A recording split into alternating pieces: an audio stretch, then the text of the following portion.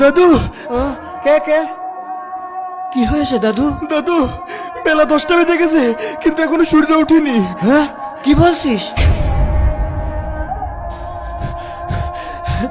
ওই দেখেন। দাদু, তুমি তাড়াতাড়ি কোরআন শরীফটা খুলে বসো। আচ্ছা, ঠিক আছে। আল্লাহ, বিশ্বাস করেন কিয়ামতের আগে একদিন এক রাতের মধ্যে এই কোরআনের সব পাতাগুলো আল্লাহ তুলে নেবেন আসমানে।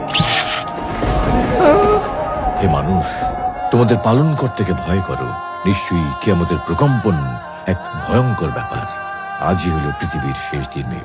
পাপাচারী মানুষেরা হতাশ হয়ে যাবে, কাণ্ডজ্ঞান হারিয়ে দিক বিদিক ছুটতে থাকবে এবং একসময় অজ্ঞান হয়ে মৃত্যুবরণ করবে। আল্লাহ রাব্বুল আলামিন আমাদের সকলকে পৃথিবীর শেষ দিনের ভয়াবহতা থেকে হিফাজত করুন।